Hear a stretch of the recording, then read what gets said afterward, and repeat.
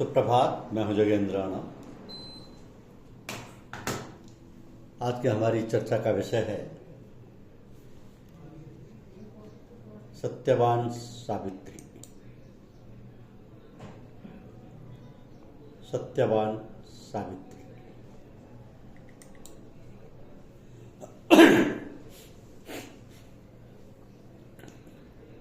सावित्री सत्यवान की कहानी महाभारत के वन पर्व पुस्तक में मिलती है। एक बार राजा युधिष्ठिर ऋषि मार्कंडेय से पूछते हैं, गुरुदेव, क्या पहले कभी भी कोई स्त्री द्रौपदी जितना भक्ति प्रदर्शित की है?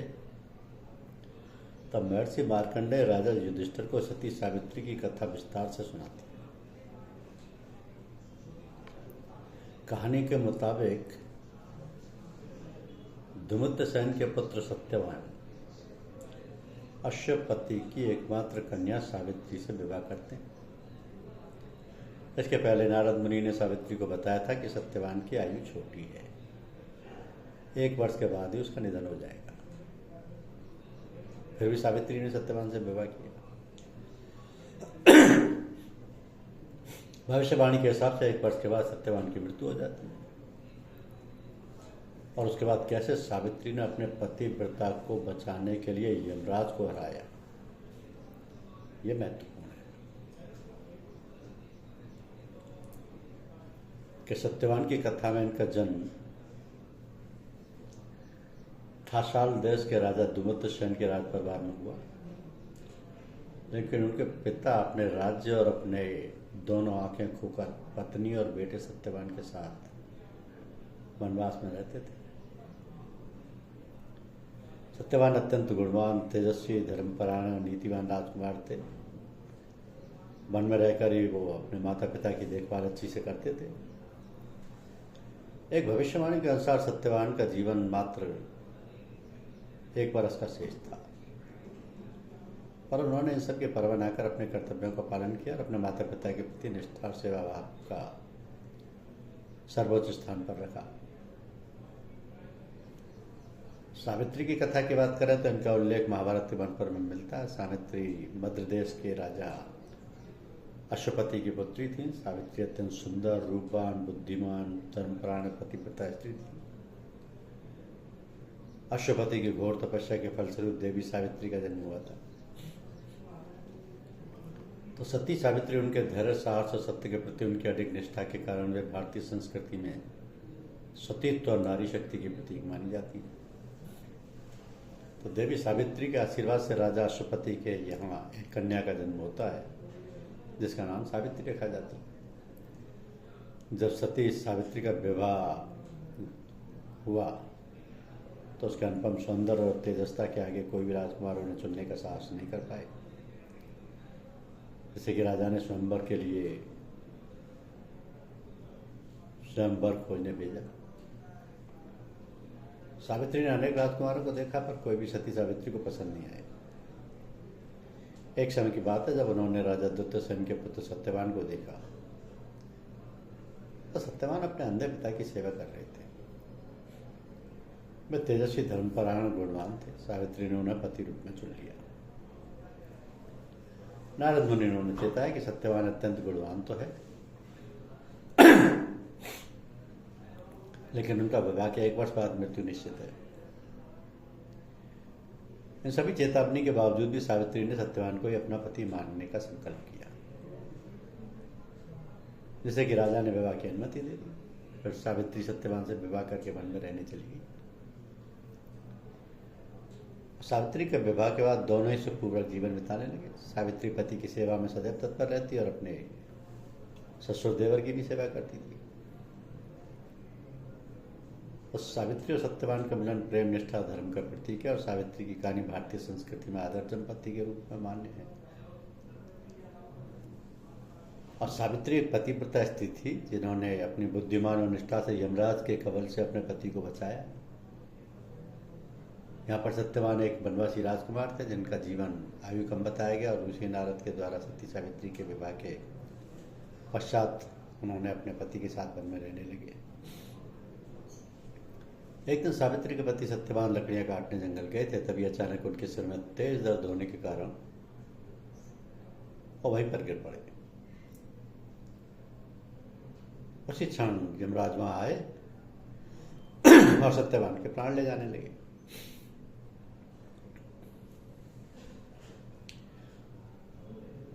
तो यमराज सत्यवान के प्राण लेके गए, तभी सावित्री ने भी यमराज का पीछा किया और यमराज से प्रार्थना की कि वह सत्यवान के प्राण लौटा दें।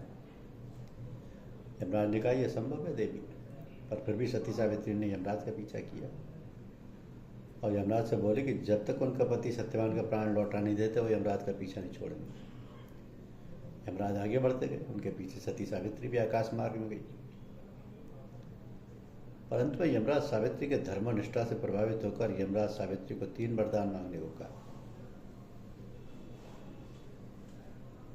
तो सावित्री ने 3 वरदान मांगे कि उसके ससुराल का खोया हुआ राज्य वापस मिले, उसके माता पिता को पुत्र संतान प्राप्त हो और उसे 100 पुत्रों का सौभाग्य प्राप्त हो।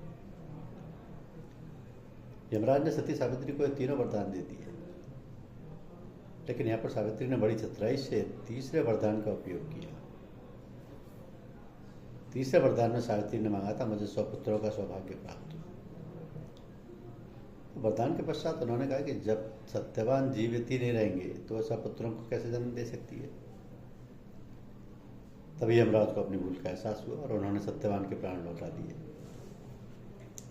इस प्रकार सावित्री ने अपनी दृढ़ता, प्रेम और बुद्धिमानी से अपने पति की मृत्यु को मुख से वापस ले आई पति और यमराज को हराने में सफल हुई। तो वट सावित्री व्रत को हमारे हिंदू धर्म में महिलाओं के द्वारा अपने पति की लंबी उम्र और सुख समृद्धि के लिए पालन किया जाता है। यह व्रत मुख्य रूप से ज्येष्ठ मास की अमावस्या को मनाया जाता है। सावित्री व्रत का आधार महाभारत की सावित्री और सत्यवान की कथा है, जैसे कि प्रेरित होकर के महिलाएं वट सावित्री व्रत करती आएंगी।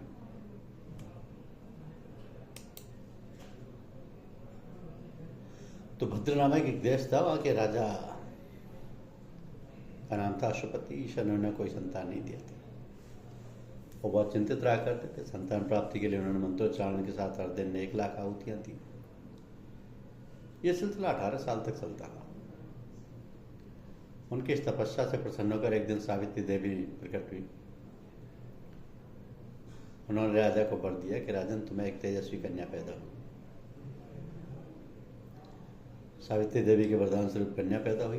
राजा बहुत खुश थे, उनका सपना पूरा हो गया। उनके चेहरे पर खुशियां लौट आई।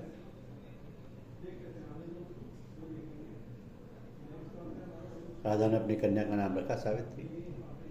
जब वह बड़ी हुई तो बेहद रूपवान हुई। हर तरफ उसके रूप की चर्चा होती। राजा गर्व महसूस करते थे, लेकिन अपनी बेटी के लायक योग्य वर नहीं मिलने से राजा दुखी रहने लगे। उन्होंने अपनी पुत्री से कहा, तुम अपना वर खुद तलाश करो। और सावित्री वर की तलाश में तपोवन में भटकने लगी। कई दिनों तक भटकने के बाद सावित्री को वर मिल ही गया, सत्यवान। दरअसल साल देश के राजा दुमतसेन के का राजपाट किसी ने उनसे छीन लिया था। उन्हीं राजा के पुत्र थे सत्यवान। देखते ही सावित्री ने सत्यवान को मनी मन पति स्वीकार कर लिया। पिता अश्वपति ने भी सावित्री के फैसले का सम्मान किया। उधर जब नारद को पता चला कि सावित्री ने सत्यवान को पति चुन लिया तो वो भागे भागे राजा अश्वपति के दरबार में पहुंच गए। राजा से उन्होंने कहा, हे राजा, आप ये क्या कर रहे हैं? सत्यवान गुणवान है, धर्मात्मा है, बलवान है, लेकिन उसकी आयु कम है। 1 वर्ष बाद उसकी मृत्यु हो जाएगी। नारद जी की बात सुनकर राजा अश्वपति चिंता में डूब गए। उन्हें कुछ समझ नहीं आ रहा था कि पिता के उदास चेहरे को देखकर सावित्री ने पूछा, पिताजी क्या बात है, आप चिंतित क्यों नजर आ रहे हैं? राजा अश्वपति ने सावित्री से कहा, पुत्री, तुमने जिस राजकुमार सत्यवान को अपना वर चुना है उसकी उम्र बहुत कम है। 1 साल बाद उसकी मृत्यु तय है। राजा ने पुत्री को सलाह दी, तुम कोई और वर तलाशो। तुम किसी और को अपना जीवन साथी बनाओ।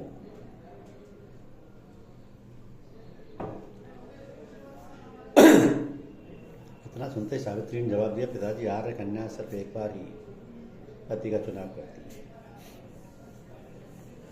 राजा एक बार ही आज्ञा देता है, पंडित एक बार ही प्रतिज्ञा करते हैं, यहाँ तक कि कन्यादान भी एक बार किया जाता है। पिता ने सावित्री को बहुत समझाने की कोशिश की, लेकिन सावित्री हट करने लगी। सावित्री ने दो टूक कह दिया, मैं सत्यवान से ही शादी करूंगी। अंततः सब कुछ जानते हुए पिता ने पुत्री सावित्री की शादी सत्यवान से कर दी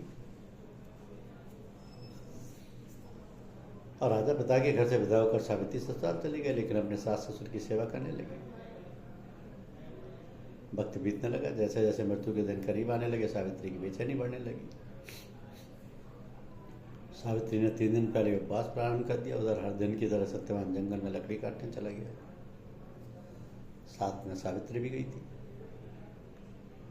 सत्यवान एक पेड़ पर चढ़कर लकड़ी काट रहे थे, तभी सिर में तेज दर्द हुआ, बर्दाश्त नहीं हुआ तो नीचे उतर आए। सावित्री अब सब कुछ समझ चुकी थी। सत्यवान का सिर गोद में लेकर वह सहलाने लगी। इसी बीच यमराज आए, सत्यवान को लेकर जाने लगे। सावित्री भी उनके पीछे पीछे चल पड़ी।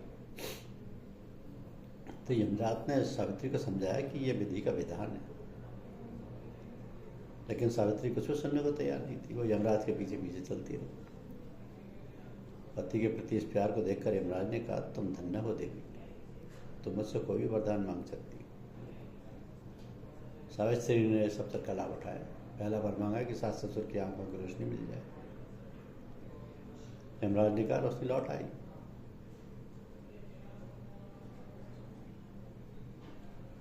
जाओ, लौट जाओ। बावजूद सावित्री यमराज का पीछा करती रही। यमराज ने कहा, तुम चले जाओ। सावित्री ने कहा, मुझे अपने पति के पीछे पीछे चलने में कोई दिक्कत नहीं है। पति के पीछे चलना मेरा तो मेरा कर्तव्य है।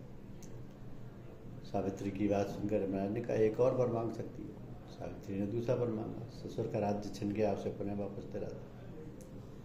यमराज ने वरदान दे दिया, कहा, अब तुम लौट जाओ। बावजूद सावित्री उनके पीछे चलती रही। यमराज ने कहा, अच्छा चलो तीसरा वर मांगो। सावित्री ने कहा, मुझे 100 संतान चाहिए।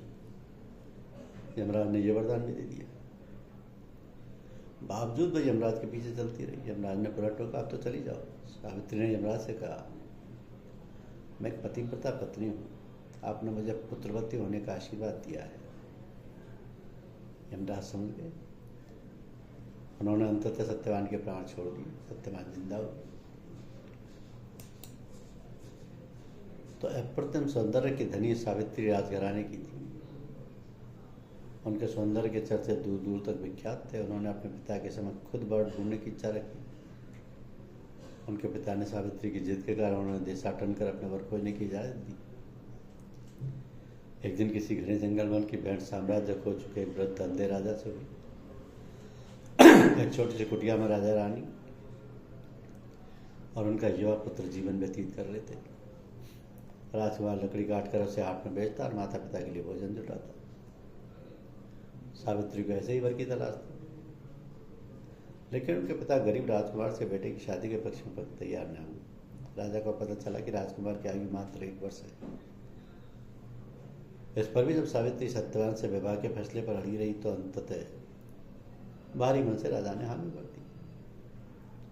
तो विवाह के बाद सावित्री पति की कुटिया में रहने लगी। वर्ष के अंतिम दिन सावित्री जल्दी उठी, सत्यवान से साथ जंगल जाने की प्रार्थना की। दोपहर के समय सत्यवान को कुछ थकान महसूस हुई, तो वो सावित्री की गोद में सिर रखकर अचेत अवस्था में चले गए।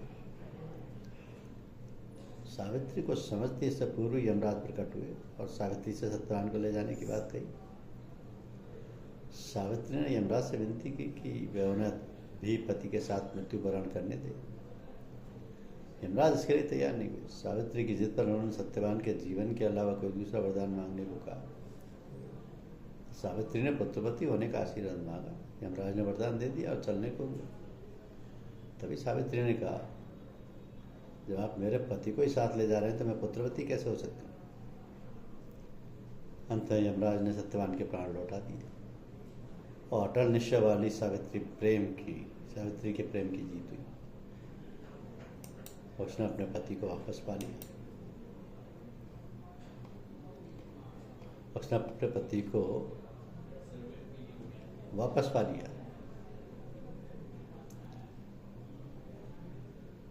ये सुनकर यमराज को ध्यान आया कि सावित्री की चतुराई और धर्मपरायणता तो वह अत्यंत प्रसन्न हुए। यमराज ने तुरंत सत्यवान के प्राणों को मुक्त कर दिया। सत्यवान फिर जीवित हो जाते हैं। सत्यवान के माता पिता को उनका खोया हुआ राज्य और अपने आंखों की रोशनी मिल जाती है। वहीं सावित्री के माता पिता को एक पुत्र रत्न की प्राप्ति होती है। इस प्रकार सावित्री अपनी तपस्या, कर्म और धर्म से सभी के जीवन में खुशियां भर देती है। धन्यवाद।